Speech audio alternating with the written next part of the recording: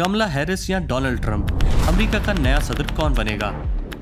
अब आप सोचेंगे कि कोई भी जीते, हमारी जिंदगी इससे कैसे मुतासर होगी। इसलिए सबसे पहले आपका ये जान लेना जरूरी है कि अमेरिकी मईशत जिस सिमत का भी रुख करे, आलमी मईशत इसके पीछे चल पड़ती है। और जो कोई भी इस मुल्क की क़यादत करता है वो आलमी तिजारत और तवानाई की पॉलिसियों पर वाज़े तौर पर असरअंदाज होता है। लिहाजा कहीं न कहीं हम सबकी जिंदगियां इनके फैसलों से मुतासर होती हैं। इसीलिए बिजनेस बियॉन्ड की आज की वीडियो में हम इस बात का जायजा लेंगे कि डोनाल्ड ट्रंप और कमला हैरिस में से किसके इक़्तिसादी मंसूबे आलमी मईशत के लिए बेहतर साबित हो सकते हैं।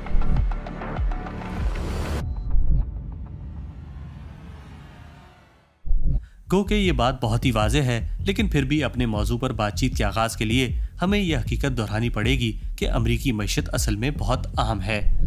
ये दुनिया की सबसे बड़ी मईशत और आलमी मजमूई पैदावार या जीडीपी के तकरीबन चौथाई हिस्से पर मुश्तमिल है। अमेरिका दुनिया का दूसरा सबसे बड़ा तिजारती मुल्क और अमेरिकी डॉलर दुनिया में सबसे ज्यादा इस्तेमाल की जाने वाली करेंसी है।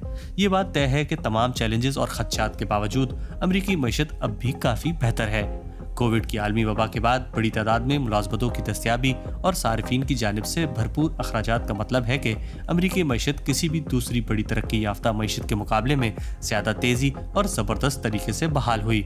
और सूद की शरह में हालिया और आइंदा मुतवक्के कटौतियों का मतलब है कि जो भी आइंदा सदर बनेगा उसे सस्ते कर्जों के हुसूल से फ़ायदा होगा। ताहम इस वक्त भी अमरीका महंगाई का शिकार है और बहुत से अमरीकियों को लगता है कि मईशत को इस वक्त जिस हालत में होना चाहिए वो इससे कई ज्यादा खराब है। ट्रंप और हैरिस दोनों ही ने एक दूसरे से बेहतर माशी मुंतजिम होने का अपना मुकदमा अवामी अदालत में पेश कर रखा है, लेकिन इन दोनों में एक पहले भी सदर रह चुका है और ट्रंप का माजी उनके मुस्तकबिल की पेशगोई कर सकता है। इनकी इंतजामिया अफरा तफरी का शिकार थी, जिससे कारोबारी बरादरी में गैर यकीनी सूरत हाल पैदा होती है। वो सरमायाकारी के साथ साथ कंपनियों की सरगर्मियों को मुतासिर करती है। वो नाश्ते की मेज पर टीवी पर कुछ देखते और फिर सुबह 10 बजे बाहर आकर अपने अमले समेत सबको हैरान करने के लिए नई पॉलिसी का ऐलान कर देते थे और फिर सदारती वकला को अगले 2 दिन ये जानने की कोशिश में गुजारने पड़ते थे कि इस ऐलान को कानूनी शक्ल कैसे दी जाए। मुझे नहीं लगता कि आपको मईशत को पहुंचने वाले नुकसान को कम समझना चाहिए। इस मामले में इन कंपनियों के लिए सबसे बेहतर काम यह है कि अपने बटुए को बंद रखें और सरमायाकारी ना करें, इंतजार करें और देखें कि क्या होने वाला है। और गैर मुल्की सरमायाकारी और तिजारत के मामले में यकीनी तौर पर ऐसा ही होता है।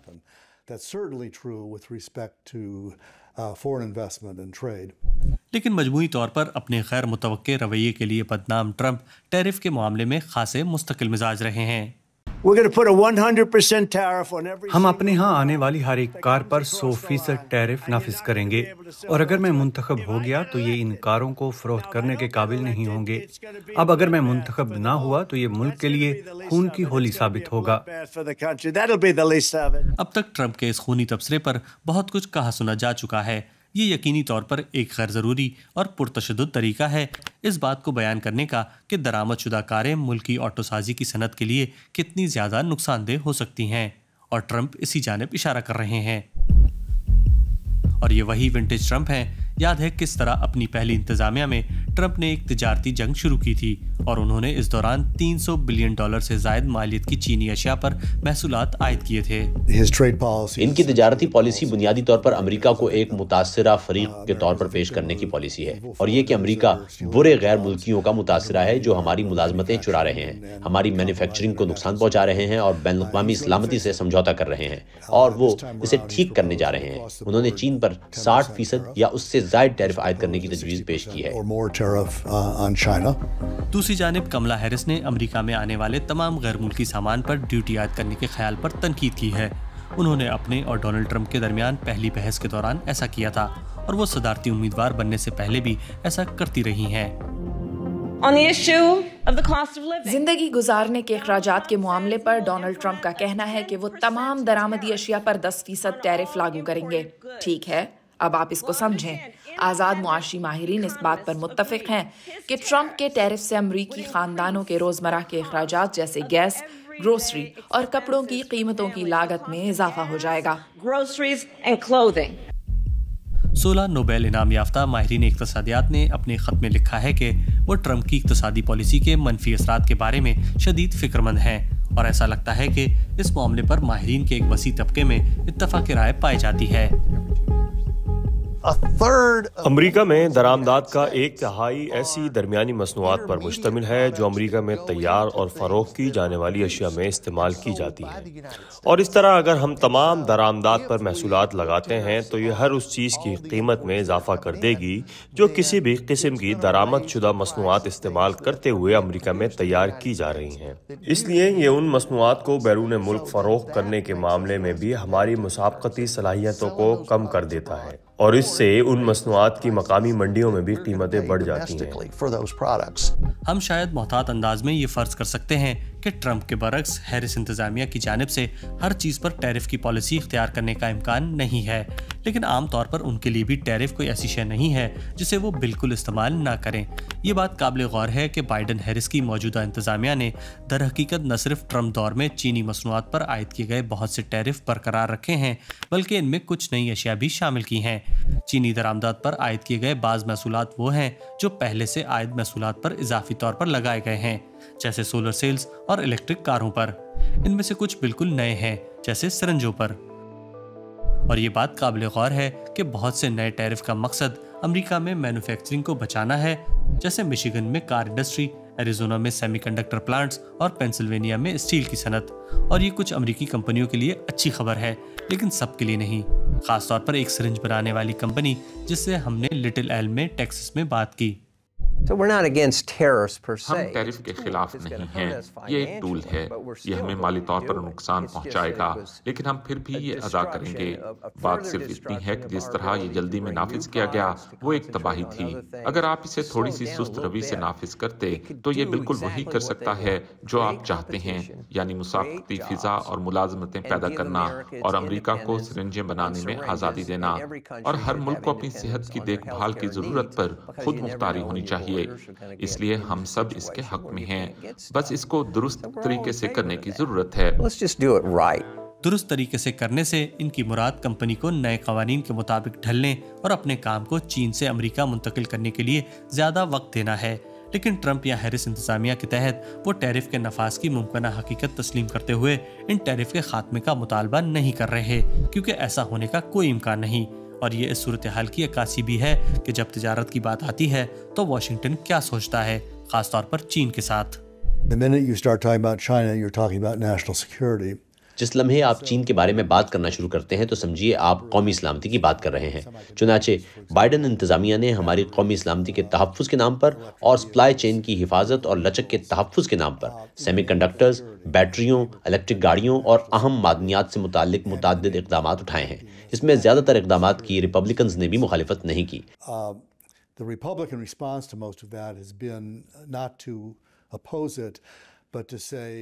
لیکن اگر ٹرمپ واپس آتے ہیں تو وہ امریکہ میں سپلائی چین کی لچک برقرار رکھنے والی ملازمتوں کو واپس لانے پر توجہ مرکوز کرنے کے لیے جارحانہ انداز میں آگے بڑھ سکتے ہیں۔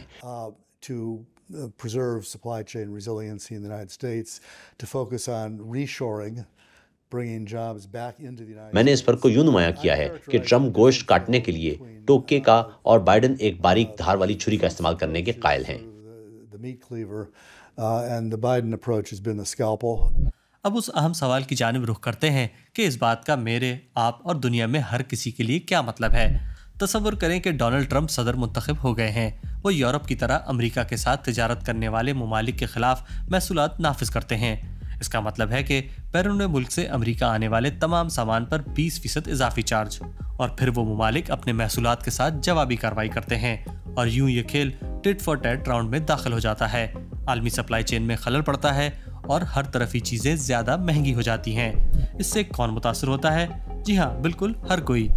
ایک اور معاشی مسئلہ بھی ہے جو ان انتخابات پر منڈلا رہا ہے، جو کملا ہیرس کے لیے ایک پریشانی کا معاملہ رہا ہے۔ کملا ہیرس نے ہماری توانائی کی آزادی پر ہتھیار ڈال کر ایک نئے گرین اسکینڈل پر سینکڑوں بلین ڈالر خرچ کیے ہیں۔ وہ گیس کے چولہے اور ہیٹر چھیننے کی کوشش کر رہی ہے۔ اس نے بار بار قسم کھائی ہے، ہم ہمیشہ فریکنگ پر پابندی لگائیں گے۔ اب انہوں نے گزشتہ ہفتے کہا ہے کہ میں فریکنگ کے حق میں ہوں۔ پنسلوانیا کے لوگ ہوشیار ہیں، وہ آپ کے دام میں نہیں آئیں گے، وہ تباہی لائیں گی۔ اگر آپ کے پاس فریکنگ نہیں تو آپ نہیں ہوں گے، اور نہ ہی آپ کے پاس کوئی مشترکہ دولت ہوگی۔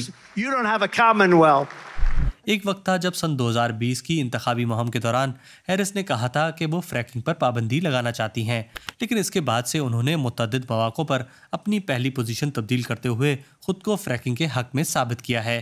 اس سلسلے میں اب وہ اور ٹرمپ ایک ہی صفحے پر ہیں۔ فریکنگ کے اضافے کی وجہ سے امریکہ تیل اور قدرتی گیس پیدا کرنے والا دنیا کا سب سے بڑا ملک بن گیا ہے، اور اس پیداوار کی سطح خاص طور پر بائیڈن انتظامیہ کے دوران تیزی سے بڑھی، اور یہ بات دونوں فوسل فیولز یعنی تیل اور گیس کے معاملے میں سچ ہیں۔ اور امریکہ قدرتی گیس کا دنیا کا سب سے بڑا برآمد کنندہ بھی ہے۔ آج یورپ کی تقریباً نصف LNG درآمدات امریکہ سے آتی ہیں۔ امریکی معیشت میں فریکنگ نے جو کردار ادا کیا ہے، اس کے پیش نظر یہ سمجھنا مناسب طور پر آسان ہے کہ کوئی بھی اس پر پابندی نہیں لگائے گا، چاہے ڈونلڈ ٹرمپ جو بھی کہیں۔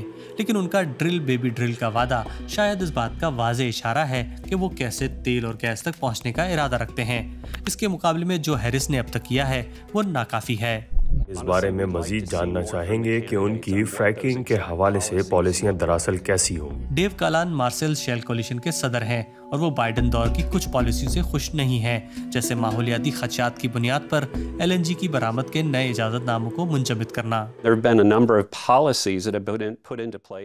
ایسی متعدد پالیسیاں بنائی گئی ہیں جو قدرتی گیس کی ترقی اور مصنوعات کی ترقی اور استعمال کے لیے کافی چیلنجز پیش کرتی ہیں، چاہے یہ اجازت دینے والے نظام میں رکاوٹوں کو ختم نہ کرنا ہو یا LNG پرمٹ منجمد کرنے کی بہت سی پالیسیاں ہیں جو مسائل پیدا کرتی ہیں۔ لیکن ہم دونوں امیدواروں سے ان ٹھوس مثالوں کی جانب دیکھ رہے ہیں تاکہ یہ ظاہر ہو سکے کہ اس ملک میں توانائی کا مستقبل کیسا ہوگا اور توانائی کی صنعت کس طرح ترقی کرتی رہ سکتی ہے۔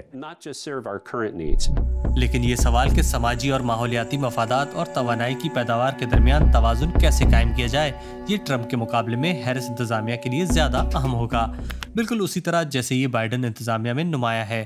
یہ متضاد لگ سکتا ہے، لیکن جب بائیڈن انتظامیہ کے ماتحت تیل اور گیس کی پیداوار کی ریکارڈ مقدار تھی، تبھی انہوں نے مہنگائی میں کمی کے قانون پر بھی دستخط کیے تھے۔ یہ قانون سازی کا ایک بہت بڑا ٹکڑا ہے جس میں $370 بلین موسمیاتی ایکشن اور صاف توانائی کے لیے لگائے گئے ہیں، لیکن ٹرمپ کا اس طرح کا مقابلہ کرنے والی ترجیحات پر توجہ دینے کا امکان کم ہے۔ اولگا کھکووا انرجی سیکیورٹی کی ماہر ہیں۔ میرے خیال میں اس حوالے سے صدارتی امیدواروں کا بیانیہ آج تک ان دونوں میں سب سے بڑا فرق پیدا کرنے والا عنصر ہے۔ میں سمجھتی ہوں کہ ہم نے ہیرس انتظامیہ کو اس بارے میں بات کرتے دیکھا ہے کہ ہمیں ماحولیات اور توانائی کی حفاظت اور مسابقت کو متوازن کرنے کی ضرورت کیوں ہے۔ دوسری جانب ہم نے ٹرمپ کو توانائی کی آزادی پر زور دیتے ہوئے سنا ہے۔ وہ دوسرے ممالک پر انحصار کم کرنے اور امریکہ کو مضبوط کرنے پر زیادہ توجہ مرکوز کرتے ہوئے سنائی دیتے ہیں، لیکن ہم جانتے ہیں کہ بائیڈن کے دور میں بھی تیل اور گیس کی پیداوار آسمان کو چھو چکی ہے۔ تو یہ سب بیانیے کے مقابلے میں پردے کے پیچھے جھانک کر یہ دیکھنے کی بات ہے کہ اصل میں کیا ہو رہا ہے۔ یہاں ان مسابقتی ویژنز کا باقی دنیا کے لیے کم از کم ایک ممکنہ اثر ہے۔ اگر ایک یک طرفہ سوچ رکھنے کے لیے پہچان رکھنے والے ٹرمپ بنیادی طور پر اس بات پر توجہ مرکوز کرنے جا رہے ہیں جسے وہ توانائی کا غلبہ کہتے ہیں اور فوسل فیولز کی پیداوار بڑھاتے ہیں، تو اس بات کا امکان نہیں ہے کہ اس بارے میں دوسرے ممالک کے ساتھ ہم آہنگی یا تعاون کرنا چاہیے۔ ان کی انتخابی مہم کے ارکان کا کہنا ہے کہ ٹرمپ صدر منتخب ہونے کے بعد پیرس معاہدے سے دوبارہ نکل جائیں گے، جیسا کہ ٹرمپ نے 2017 میں کیا تھا۔ یہ وہ عالمی معاہدہ ہے جس کا مقصد ماحولیاتی تبدیلیوں کی وجہ سے گرین ہاؤس گیسوں کے اخراج کو کم کرنا ہے۔ ٹرمپ کے اس اقدام کے اثرات واضح ہیں، مثلاً پاکستان جیسے دیگر ترقی پذیر ممالک جو پہلے سے موسمیاتی تبدیلیوں کے اثرات سے متاثرہ ترین ممالک میں شامل ہیں، ان کے لیے موسمیاتی فائنینسنگ خطرے میں پڑ جائے گی۔ گلوبل وارمنگ اور موسمی شدت کے واقعات پر قابو پانے کے عالمی اہداف میں بھی رکاوٹیں بڑھ جائیں گی۔ کچھ معاملات پر ٹرمپ اور ہیرس کے موقف میں حیرت انگیز طور پر مماثلت پائی جاتی ہے، لیکن اپنے اپنے موقف کے نفاذ کے حوالے سے دونوں میں بہت فرق ہے۔ جب تجارت کی بات آتی ہے، ہیرس کی جانب سے اتحادیوں اور شراکت داروں کے ساتھ اچھے تجارتی تعلقات کی حفاظت کرنے کا امکان ہے، اور اس حوالے سے ان کا تحفظ پسندی کی اس حد تک جانے کا امکان نہیں ہے جہاں تک ٹرمپ جا سکتے ہیں۔ لیکن کوئی بھی ہیرس سے ایک ایسے وقت میں آزاد تجارتی ایجنڈا آگے بڑھانے کی توقع نہیں رکھتا جب پہلے ہی یہ بہت سی وجوہات کی بنا پر اتنی ناپسندیدہ ہے۔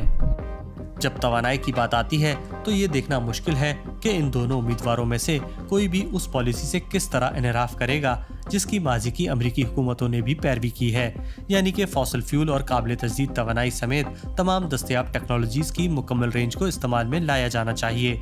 लेकिन एक बार फिर बुनियादी फ़र्क नए सदर की तरजीहात या स्ट्रेटजिक नफाज और तवानाई की आलमी मुंतकली के लिए दूसरे ममालिक के साथ मिलकर काम करने की ख्वाहिश से जाहिर होगा।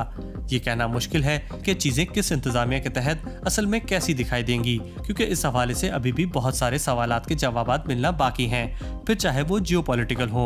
और जैसा कि ये इलेक्शन खुद जाहिर करता है कि कुछ भी हो सकता है, इस बात से कोई फ़र्क नहीं पड़ता कि कौन इंतखाब लड़ रहा है, और इससे भी कोई फ़र्क नहीं पड़ता कि कौन सदर बनता है। लेकिन ट्रंप और हैरिस के दरमियान सबसे अहम फ़र्क ये होगा कि वो दुनिया के साथ किस तरह ताल्लुक़ रखते हैं, और ये वो चीज़ है जिसे हम जैसे बाकी लोगों को बहुत करीब से देखना चाहिए। बिजनेस बियॉन्ड की इस वीडियो में बस इतना ही। उम्मीद है आपको हमारी ये वीडियो पसंद आई होगी। अगर आप आलमी इक़्तिसादी उमूर को नए और दिलचस्प ज़ावियों से जानने में दिलचस्पी रखते हैं तो हमारी प्लेलिस्ट में मौजूद दीगर वीडियो ज़रूर देखें, और आप इस मौजू के हवाले से अपनी राय कमेंट सेक्शन में भी दे सकते हैं, और एक तामीरी मुकालमे के साथ अपनी, हमारी और दीगर सारिफीन की मालूमात में इजाफा कर सकते हैं। अभी के लिए मुझे इरफान आफ्ताब को इजाज़त दीजिए। बहुत जल्द आपसे हमारी सीरीज़ बिजनेस बियॉन्ड की अगली वीडियो में मुलाकात होगी। तब तक अपना ख्याल रखिएगा।